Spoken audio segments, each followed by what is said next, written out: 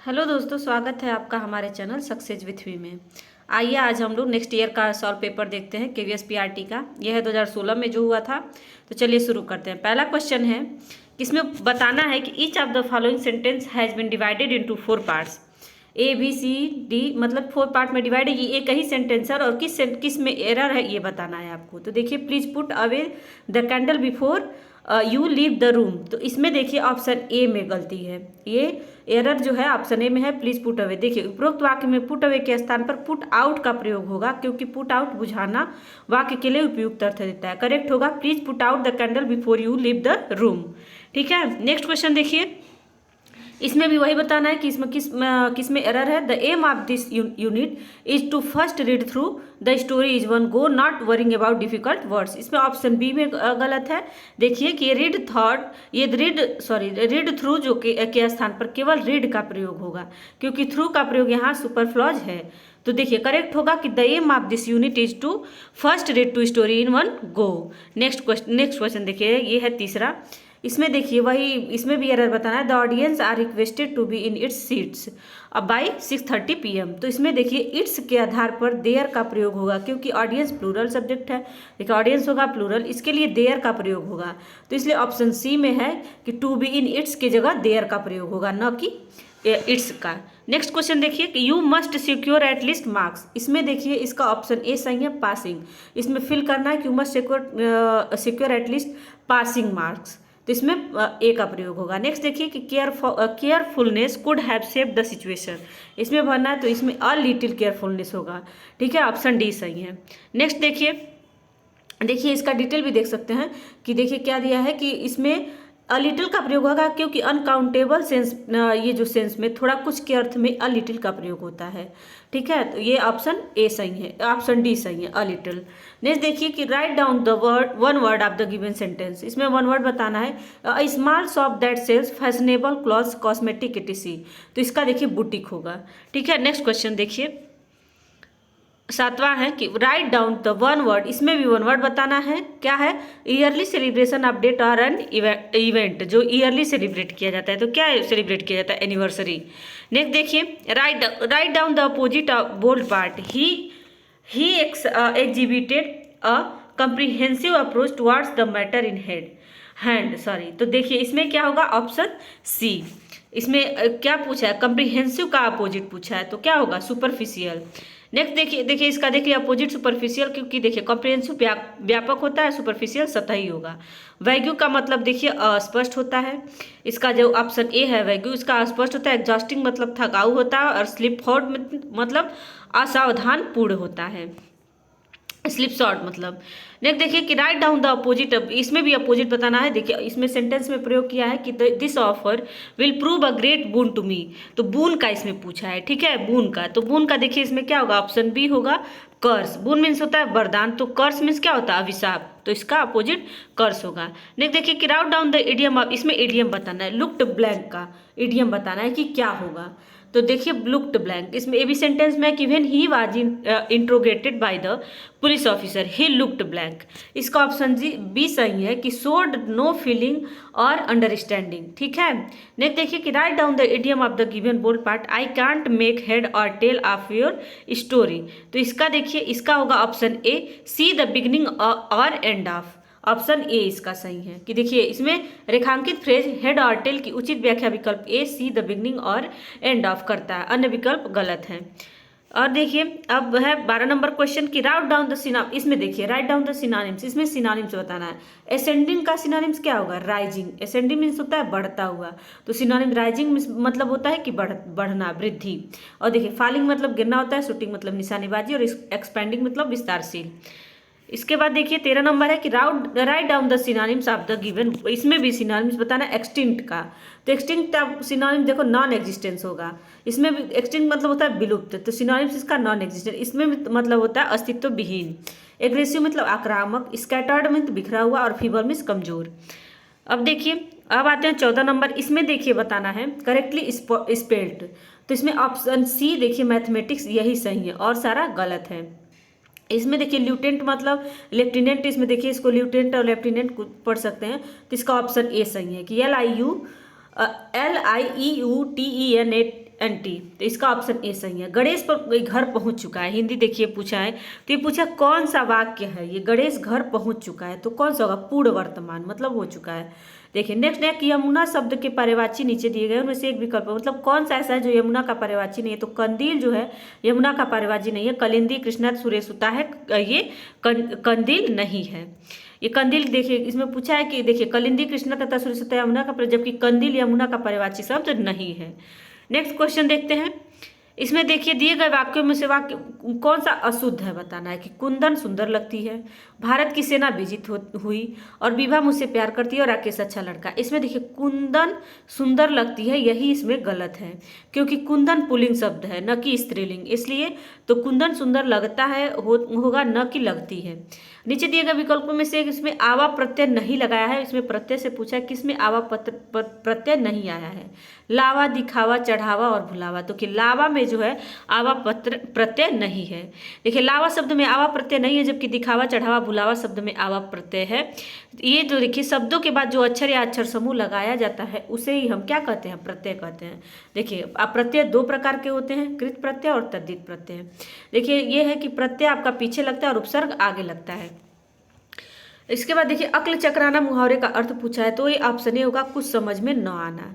Next देखिए, अब ये देखिए निम्नलिखित विकल्पों में से कौन सा विकल्प की वर्तनी शुद्ध है, तो इसमें वर्तनी पूछा है, तो वर्तनी में कौन सा सही, अनुभूति सही है। इसमें जो एक स्थान से दूसरे स्थान पर न लाया जा सके उसके लिए क्या होगा, तो होगा स्थावर, जो एक स्थान से दूसरे स्थान तक नहीं जा सकता।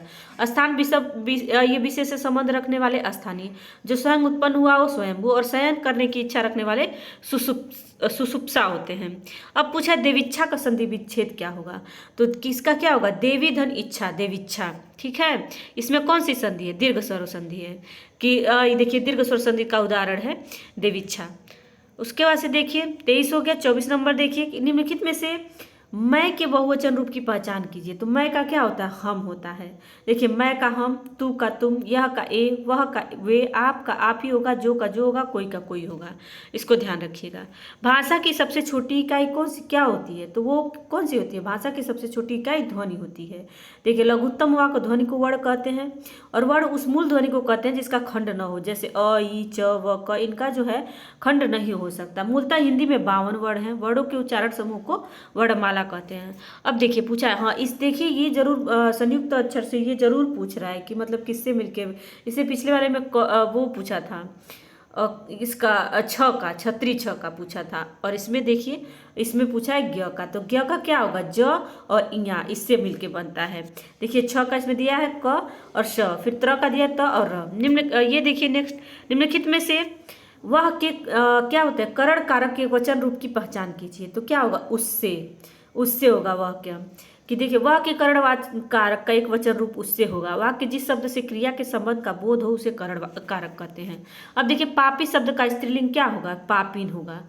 अब आते हैं नेक्स्ट क्वेश्चन है कि बेइंसाफी में प्रयुक्त उपसर्ग, तो बेइंसाफी में कौन सा उपसर्ग का प्रयोग हुआ है, तो वो हुआ है बे का प्रयोग हुआ है। देखिए हर्ष शब्द का विपरीतार्थक क्या होगा, हर्ष का क्या होगा, विषाद होगा। अब आते हैं देखिए ये है करंट कि प्रवासी भारतीय दिवस 2017 का सम्मेलन, तो इसमें देखिए ये तो करंट 2017 का है, तो ये कर्नाटक होगा, लेकिन देखिए यहाँ का भी 2023 में जो है वो होगा आपका इंदौर में, इसको ध्यान रखिएगा। 17वां प्रवासी जो 17वां होगा 2023 में इंदौर मध्य प्रदेश में होगा, और 2021 का 16वां संस्करण वर्चुअल नई दिल्ली में आयोजित किया था वर्चुअली, क्योंकि उस समय कोविड चल रहा था तो वैसे हुआ था, वर्चुअल हुआ था। आत्मनिर्भर भारत में योगदान इसका थीम था। प्रवासी भारतीय दिवस 2015 से 2 साल में एक बार आयोजित किए जाते हैं, तो इन पॉइंट्स को ध्यान रखिएगा। और 17वां भारत में इंदौर मध्य प्रदेश में होगा, इसको भी ध्यान रखिएगा। क्यों मनाया जाता है, क्योंकि इसी दिन भारत में महात्मा गांधी दक्षिण अफ्रीका से 9 जनवरी 1915 को आए थे।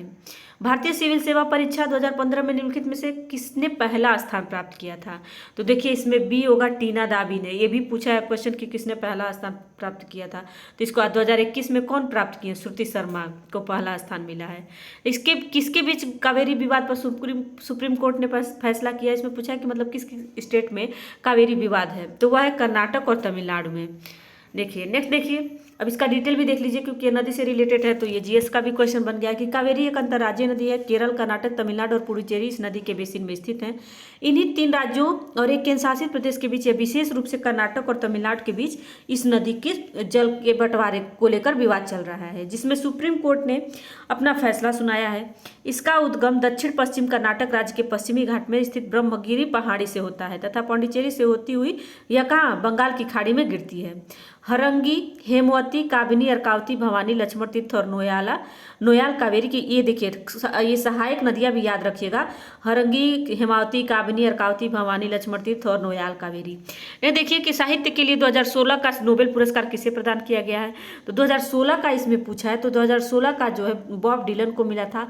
आप जो है अभी 2022 का याद रखिएगा। 2022 की साहित्य जो है एनी एर्नाक्स को किसके लिए मिला है, तो वह है साहस और नैदानिक तीक्ष्णता जिसके बाद वह व्यक्ति स्मृति की जड़ों, व्यवस्था और सामूहिक संयम को उजागर करती हैं के लिए इनको एनी एर्नाक्स को मिला है। तो इसको ध्यान रखिएगा।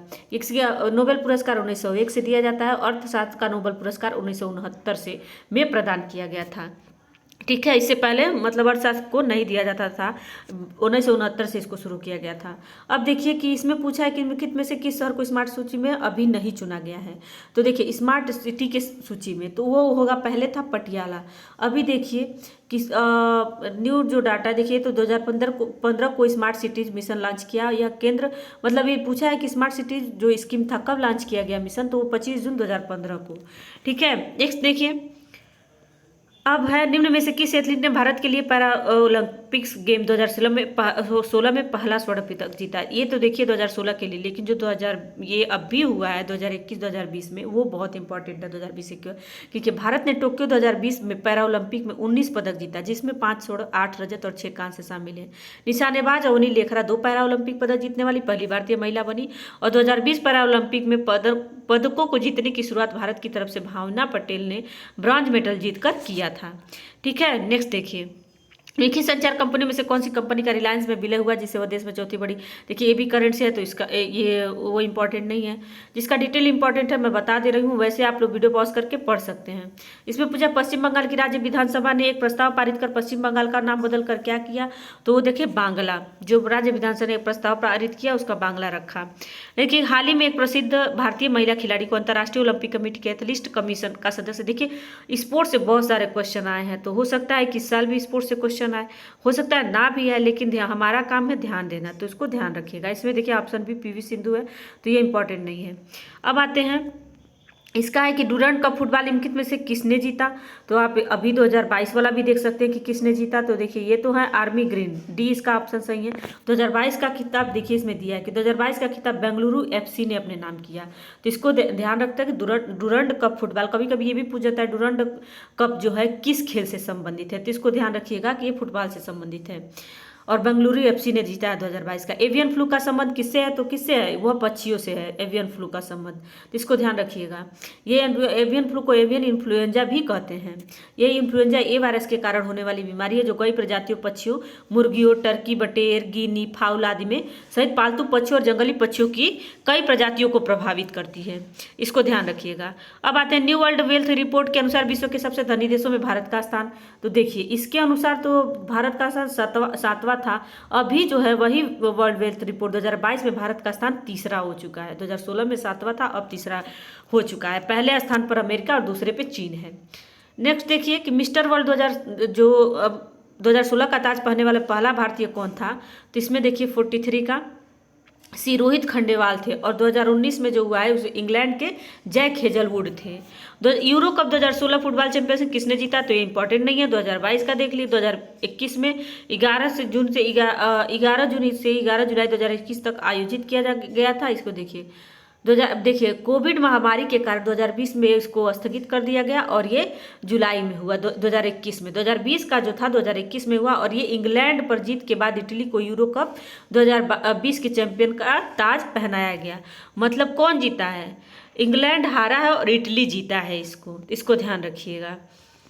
नेक्स्ट देखिए हाल ही में उद्घाटित भारत का पहला बायो सीएनजी प्लांट कहाँ है, तो वो था पुणे में। अभी 2022 में इंदौर मध्य प्रदेश में भी ये जो है बायो सीएनजी प्लांट का लोकार्पण नरेंद्र मोदी द्वारा किया गया। यह ट्रेचिंग ग्राउंड में 550 टन गीले कचरे से 17,500 किलो बायो सीएनजी तैयार करने वाला गोवर्धन बायो सीएनजी प्लांट है, तो इसको ध्यान रखिएगा। विश्व बैंक की एक नवीनतम रिपोर्ट के अनुसार सर्वाधिक गरीब कहाँ रहते हैं, तो कहाँ रहते हैं मतलब उस तब का रिपोर्ट है, तो उसमें बांग्लादेश में रहते थे अभी, परंतु वर्तमान में सबसे अधिक गरीब जहाँ रहते हैं वह देश हैती है, जहाँ की लगभग 77% आबादी गरीबी रेखा के नीचे है, तो इसको ध्यान रखिएगा। 2022 में जारी वैश्विक बहुआयामी गरीबी सूचकांक में 2021 के अनुसार 109 देशों में भारत का स्थान 66वां है। ठीक है, इसका थीम था जातीयता, जाति और लिंग द्वारा असमानताओं को उजागर करना। देखिए कि निम्नलिखित में से कौन सा कथन उसैन बोल्ट के बारे में सही है, तो उनके बारे में पूछा है। तो देखिए इसका ऑप्शन है कि उसैन बोल्ट सबसे तेज धावक हैं, वही इनके बारे में सही है। अब आते हैं साहित्य के लिए 2016 का नोबेल पुरस्कार ये जो बॉब डायलन को देने की घोषणा की हुई थी वो क्या थे, मतलब उन किससे संबंध था उनका, तो वो थे गीतकार थे, तो इसको ध्यान रखिएगा। मतलब वो तो पुराना करंट है, तो अभी जो 2022 वाला है उसको ध्यान रखिएगा। संयुक्त राज्य अमेरिका के राष्ट्रपति पद के लिए डोनाल्ड ट्रंप को निर्वाचित घोषित किया गया। देखिए ये तो था 2016 का। अब अभी जो है जो बाइडेन है, इनको ध्यान रखिएगा कि दिसंबर 2022 में अमेरिका के राष्ट्रपति जो बाइडेन बने हैं। अब देखिए 2015 में विदेश से प्रेषित धन प्राप्त करने में सबसे बड़ा देश कौन था, तो वो था भारत। अब देखिए इसमें है कि 2021 में विश्व बैंक की रिपोर्ट के अनुसार विदेश में धन प्रेषण के मामले में दुनिया के सबसे बड़े प्राप्तकर्ता भारत में विदेश से 87 अरब डॉलर भेजे गए, जिसमें से 20% से अधिक धन अमेरिका से भेजा गया है। अब देखिए रियो डी जेनेरो ग्रीष्मकालीन ओलंपिक खेल आयोजित करने वाला दक्षिण अमेरिका शहर कौन सा शहर बना है, तो पहली बार जो है दक्षिण अमेरिका में रियो डी जेनेरियो ग्रीष्मकालीन ओलंपिक का आयोजन हुआ है। अब देखते हैं किरण बेदी के बारे में पूछा है, क्या सत्य है, तो सत्य नहीं है, तो पुडुचेरी की राज्यपाल नियुक्त हुई है, ये सत्य नहीं है और सारा सही है। अब देखिए ग्रीष्म ओलंपिक 2016 में मेजबान देश ब्राजील ने मतलब 16 का पूछा है, तो आप 2020 का याद रखिएगा जो 2020 में हुआ, उसमें देखिए कि टोक्यो शहर में हुआ और इसमें मेजबान देश ने कुल 58 पदक 27 गोल्ड 14 सिल्वर और 17 ब्रांज जीते थे, और भारत ने 7 पदक 1 गोल्ड 2 सिल्वर और 4 ब्रांज जीते थे। ओलंपिक 2024 का आयोजन पेरिस फ्रांस में होगा, इसको ध्यान रखिएगा। अब कौन सा राज्य जिसमें 100% गांव खुले से शौच मुक्त है, तो वो ऑप्शन सी सिक्किम जो है तब का क्वेश्चन है। अब 2019 को खुले में शौच मुक्त बनाने का लक्ष्य रखा गया था, इसी लक्ष्य प्राप्त करने के लिए SDG समर्थन देने के लिए वर्ष 2014 में स्वच्छ भारत मिशन की शुरुआत की गई। अब नेक्स्ट क्वेश्चन देखते हैं, नियंत्रण रेखा के पार भारतीय सेना ने किस मध्यरात्रि को सर्जिकल ऑपरेशन किया था, तो ये देखिए 28 से 29 नवंबर को सर्जिकल ऑपरेशन हुआ था। तो ये भी पुराना करंट है, तो इम्पोर्टेंट नहीं है। विधानसभा के 2015 में विधानसभा के चुनाव हुए थे, ये भी इम्पोर्टेंट नहीं है। दिल्ली अभी करंट का आप लोग याद सकते हैं, दिल्ली के वर्तमान में 2022 में मुख्यमंत्री कौन है, अरविंद केजरीवाल है। 2020 में दिल्ली विधानसभा में आम आदमी की मतलब पार्टी की सरकार बनी थी, और 2022 में जो विधानसभा चुनाव होने वाले राज्य हैं उत्तर प्रदेश, उत्तराखंड, पंजाब, गोवा, मणिपुर, गुजरात, हिमाचल प्रदेश। अब ये पूछा है कि भारतीय त्योहार दिवाली पर स्मारक टिकट जारी किया गया किस देश के द्वारा, तो था कनाडा के द्वारा। तो इसको ये पुराना करंट है, तो इसको कोई जरूरी नहीं है याद करना। ये विजय रूपाणी गुजरात के मुख्यमंत्री के लिए, ये देखिए ये भी इंपॉर्टेंट नहीं है क्योंकि वो बहुत पुराना है। रियो ओलंपिक ये भी नहीं है। 2020 वाला देख सकते हैं, पूछा है कि भाग लेने वाले भारतीय हॉकी टीम का कप्तान कौन था, तो देखिए ये 2020 वाला है कि मनप्रीत सिंह टोक्यो ओलंपिक में भारतीय पुरुष हॉकी टीम के कप्तान, जबकि रानी रामपाल महिला टीम की कप्तान थी। भारतीय पुरुष हॉकी टीम ने टोक्यो ओलंपिक 2020 में कांस्य पदक जीता। मई 2016 में BCCI का अध्यक्ष कौन चुना गया, तो वो थे अनुराग ठाकुर। अभी उसका 2022 का देखिए, 2022 के BCCI के अध्यक्ष पूर्व भारतीय क्रिकेटर रोजर बिन्नी है, और इन्होंने पूर्व भारतीय कप्तान सौरभ गांगुली का स्थान लिया है, तो इनका रोजर बिन्नी का याद रखिएगा कि अभी ये यही है BCCI के अध्यक्ष। अब देखिए साक्षी मलिक भारत के किस राज्य की रहने वाली हैं, तो ये देखिए हरियाणा की। तो मतलब जो मतलब खिलाड़ी हैं वो किस राज्य के रहने वाले हैं, ये भी इंपॉर्टेंट है, इसको देख लीजिएगा। रमन मैगसेसे सम्मान 2016 वाला पूछा है। अभी आप 2021 का देखिए 65वां जो मिला है वो कौन है, doctor Firdaus Qadri, Mohammad Amjad Saqib, Roberto Bellon, Steven Munshi और वाच डाक, इतने लोग शामिल हैं, तो इसको ध्यान रखिएगा। 65वां है और 2021 का है। अभी तक अपने जीवन में सर्वाधिक ओलंपिक पदक प्राप्त करने वाले खिलाड़ी इसमें कौन है, तो इसमें तब तो ये माइकल फेल्प्स थे। अभी कौन है, देखिए इसमें तो नहीं दिया है। इसके अलावा अगर महिलाओं की बात की जाए तो सोवियत संघ की जिम्नास्ट लारिसा लेटिनिना जो 18 ओलंपिक पदकों के साथ सबसे सफल महिला ओलंपियन है। ठीक है। नेक्स्ट देखिए, अब इसमें विजेता और उप विजेता पूछा है तो नहीं इंपॉर्टेंट है।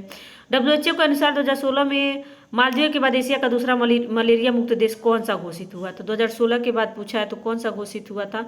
तो मलेरिया एक मच्छर जनित रोग है, प्लाज्मोडियम नामक परजीवी के होता है। देखिए हाल ही में 2021 में मलेरिया मुक्त जो किया गया है वो देखिए WHO की अपनी E20 2025 जो पहल के तहत ऐसे 25 देश से पहचान में की गई जिन्हें 2025 तक मलेरिया मुक्त बनाना है। भारत ने 2027 तक मलेरिया मुक्त होने का लक्ष्य रखा है। विश्व मलेरिया दिवस 25 अप्रैल को ही मनाया जाता है। इसमें जो है देखिए ये जो इसका ऑप्शन तब 2016 के लिए श्रीलंका था। अब देखिए कि किस खेल में साक्षी मलिक ने रजत पदक जीता है? तो वो था 58 किलो कुश्ती महिला में। तो ये भी इंपॉर्टेंट नहीं है। डोनाल्ड ट्रंप ने 49 में से कितने राज्यों में विजय प्राप्त की? तो ये भी इंपॉर्टेंट नहीं है। राजीव गांधी खेल रत्न पुरस्कार, ये भी इंपॉर्टेंट नहीं है। 2021 का है कि मेजर ध्यानचंद खेल रत्न 12 खिलाड़ियों को दिया गया, जिसमें नीरज चोपड़ा, रवि कुमार, अवनी लेखरा, प्रमोद भगत आदि शामिल हैं। इसको ध्यान है। भारत का राष्ट्रीय खेल दिवस कब मनाया जाता है? तो वो 29 अगस्त को। ऑप्शन सी सही है।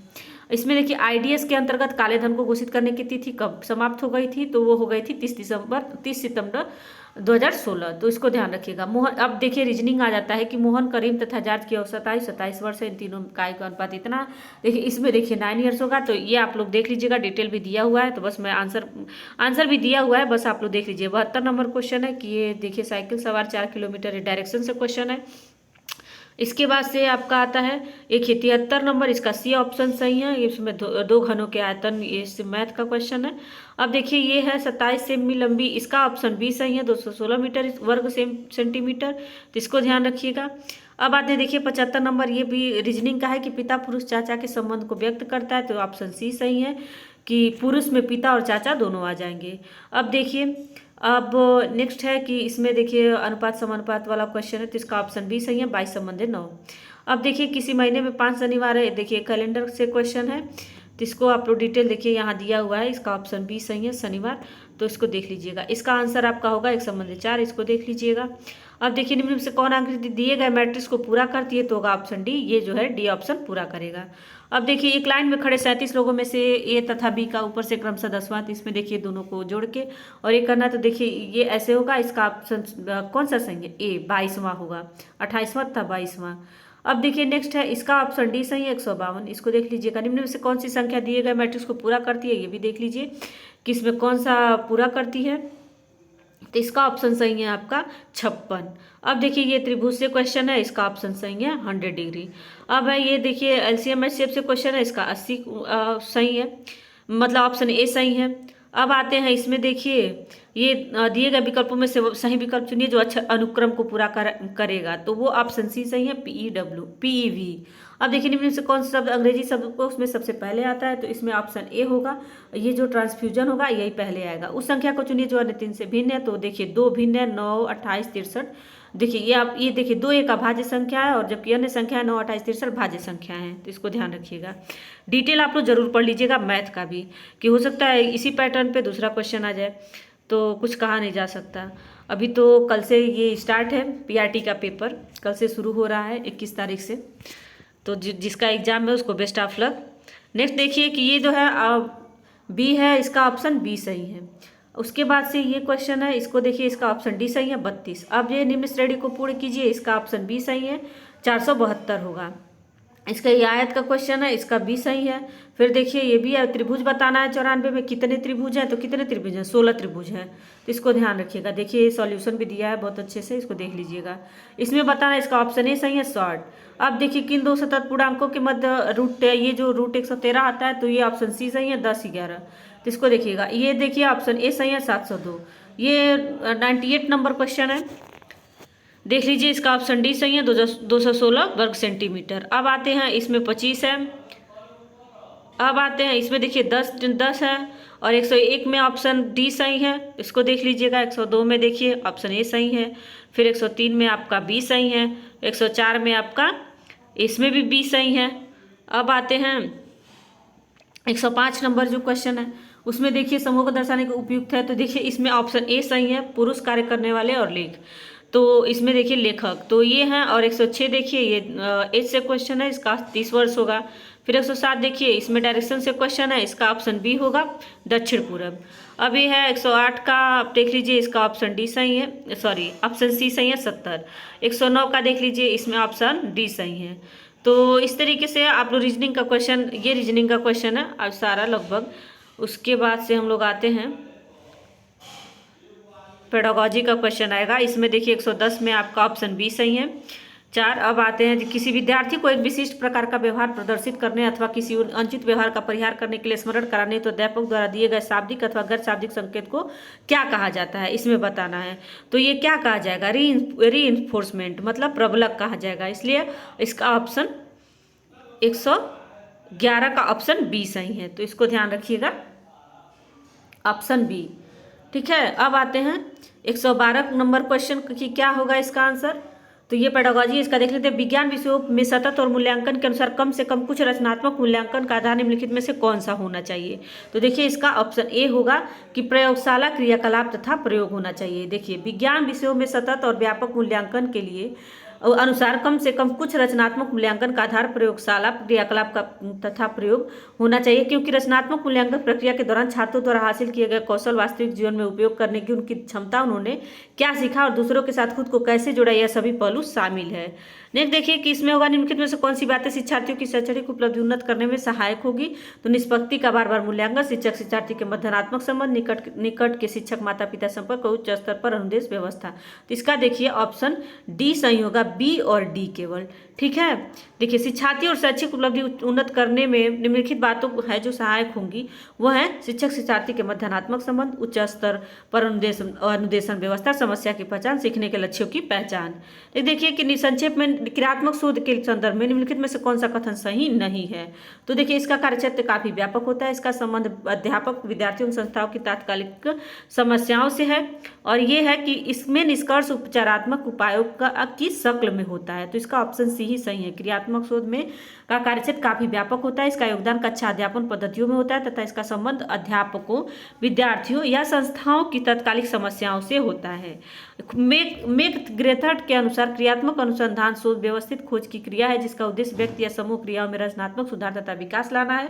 उपरोक्त परिभाषा के आधार पर कहा जा सकता है कि क्रियात्मक शोध उपचारात्मक उपायों में सुधार नहीं करता बल्कि रचनात्मक सुधार करता है, इसलिए विकल्प सी सही है। खेल ही बच्चों का कार्य किसने सर्वप्रथम कहा था। तो ऑप्शन बी है, मॉन्टेसरी ने कहा था कि खेल ही बच्चों का कार्य है। तो इसको ध्यान रखिएगा। आज के लिए बस इतना ही। इसके आगे जो क्वेश्चन बचा है, क्योंकि 150 क्वेश्चन है, तो वो मैं कल के वीडियो में दे दूंगी, क्योंकि पेडागोजी का ही क्वेश्चन है, तो आप लोग उसको कल वीडियो बना के मैं डाल दूंगी इसको यूट्यूब पे, तो आप लोग देख लीजिएगा जरूर। अगर आपको हमारा वीडियो अच्छा लगा है तो हमारे वीडियो को लाइक करें, हमारे चैनल को सब्सक्राइब करें और कमेंट में जरूर बताएं कि आपको हमारा वीडियो कैसा लगा है। Thank you so much. Next मैं जरूर इसमें इसका पेडागोजी ही बस बचा हुआ है, तो मैं जरूर डालूंगी वीडियो, उसको देख लीजिएगा। ठीक है, थैंक यू सो मच।